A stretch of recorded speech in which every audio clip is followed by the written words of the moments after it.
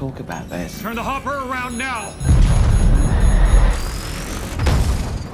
Murderbot wakes up annoyed because people are nice. Murderbot's back online, barely, and already it's regretting not letting that self-destruct plan go through, because instead of dying a noble, dramatic death, it's now surrounded by well-meaning humans who decided to save it. The Preservation Aux group basically looked at a rogue sec unit covered in blood and secrets and went, yep, let's drag this wreck back to base. Welcome back to your nerdy show. I'm your host, Spoiler Master. Murderbot's internal monologue is practically screaming, why? But deep down, even it can't deny that maybe, just maybe, it's kind of grateful. Of course, it'll never admit it out loud, especially not with Leebeebee on board. Yeah, this one gets messy. Let's break down everything that went down in episode 5, what that ending means, and why Murderbot might be the most relatable killing machine ever written. Someone's coming!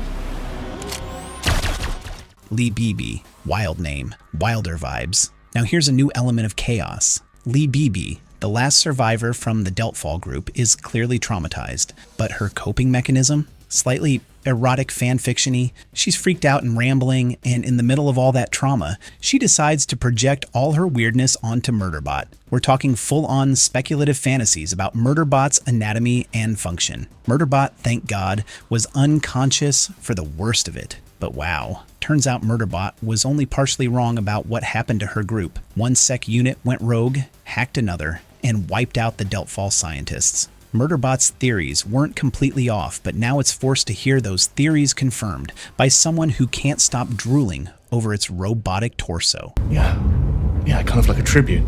Who said anything about having a child?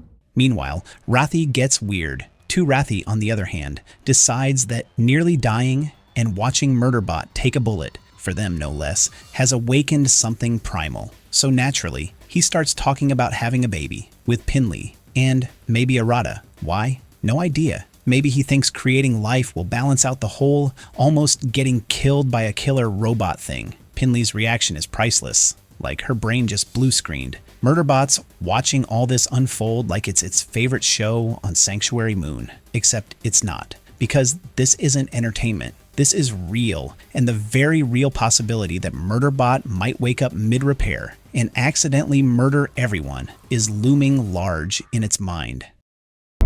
It hacked its governor module. It's rogue? The override module is gone, and so is the secret. Thanks to Muredrbot, the override module controlling Murderbot's actions is gone. That means it's free, actually free, which should be a relief. But also, now, everyone knows. Gurathin finally gets what he's been waiting for. Full access to Murderbot's system. All its secrets, memories, and violations laid bare. He's thrilled, obviously. Not because he's evil, just petty, jealous, and deeply uncomfortable with how this sarcastic soap opera-loving machine has stolen everyone's hearts while being, technically, a rogue murder unit. And plotting its next move? I was. Sort of.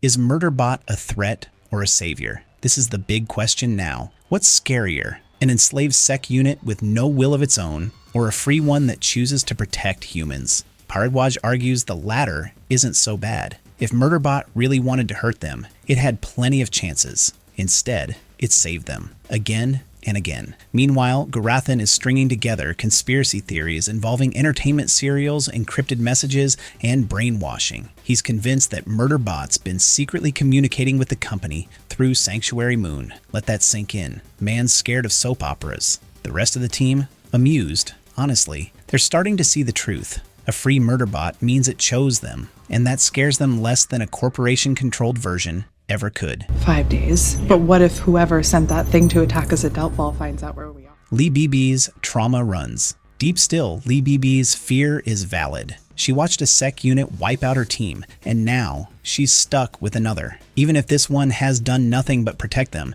it's hard to forget what she saw. Pinley and Arata aren't exactly sympathetic, mostly because they think Leebeebee was brought along on the DeltFall mission as an expendable cleanup crew. But trauma's trauma. And trust isn't easy when you've seen what these machines can do. He wanted to order Sec Unit to kill us, we'd be dead by now.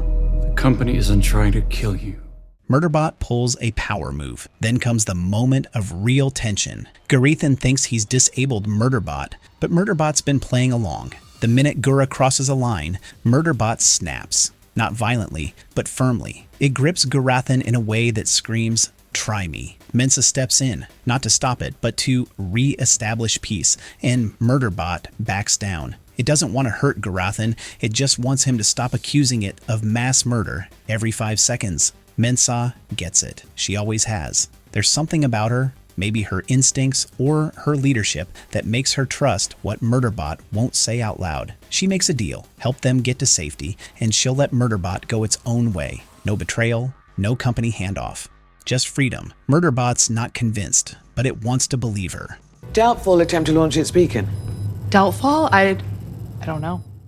What's wrong with the beacon? With trust halfway established, it's time for the escape plan. The emergency beacon is their last hope. Ping it, and a rescue ship will come. Gurathin, despite all his snark, has to be the one to do it. Only, it doesn't work. No signal, no response, nothing. This planet just keeps getting worse. And without the beacon, they're stranded, which means the only way out is activating it manually. And of course, that means sending Murderbot. It's faster, stronger, and less likely to die horribly. But Gurathin refuses to let it go alone. Mensa steps up. She'll go with Murderbot. She's the best pilot, and this is no time for democracy. I'll take the hopper to the beacon and set it off manually. Not on your own, you won't. Mensa knows when to lead. This isn't the first time Mensa's taken the wheel, literally and figuratively. She doesn't wait for everyone to agree. She decides. It's risky, sure, but it's smart. Without Murderbot, they're all toast, and she knows it. She even names a successor, Pinley, just in case. That moment is so final, it freaks Gurathin out enough to almost confess his feelings to Mensa, but Murderbot's not having it. Mid-confession, it swoops in and cuts him off, on purpose. After dealing with Leebeebee's weirdness, it's just not in the mood for Gurathin's soap opera moment. It's time to leave. Oh, come on. We should leave. Yeah. Murderbot would rather talk about murder than feelings. On the way to the beacon, Mensa keeps trying to open up about her kids, her regrets, her inner life, and Murderbot's like, please no. It's not rude about it, but it definitely redirects the conversation multiple times. Still, they eventually land on a useful topic, the DeltFall massacre. There were no signs of forced entry, so why would DeltFall let the killers in? Murderbot connects the dots. Maybe the bad guys pretended to be Preservation O. After all, that's the only other known group on the planet. If DeltFall was like Mensa's team, kind, trusting, cooperative, they might have opened their doors willingly, and then they died for it. It's the first time Mensa and Murderbot are really on the same page, and it's chilling.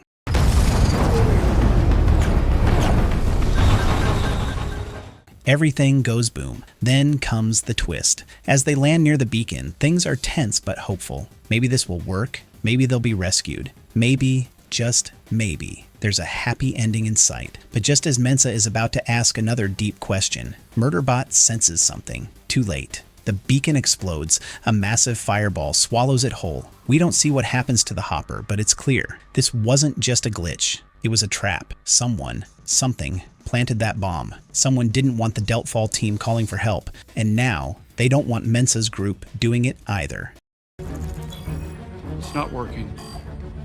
We'll have to reboot it by... So, who's behind the explosions? If Murderbot's theory is right, it can't be the company. The corporation might be shady, but they don't blow up their own clients. Bad for business. That means there's a third player, a shadowy group that doesn't want the truth about this planet getting out. Maybe they're guarding a secret. Maybe they're after something valuable. Or maybe they're just incredibly greedy. Either way, one thing's clear. This fight isn't over, and Murderbot, it's just getting started. Sometimes. Why was she getting so close to me? Our nerdy thoughts. Murderbot Episode 5 gives us chaos, trust issues, surprisingly emotional moments, and an explosive ending. Literally, with the Preservation Awe team growing closer to Murderbot and the stakes higher than ever, this story's only heating up. Something sinister is on this planet, and Murderbot's going to have to navigate more than just its own fears if it wants to keep everyone alive. Episode 6 can't come soon enough. If you enjoyed this breakdown, hit like, drop your theories in the comments, and don't forget to subscribe for more Murderbot madness. See you in the next one. Oh, what the heck, I'll laugh anyway.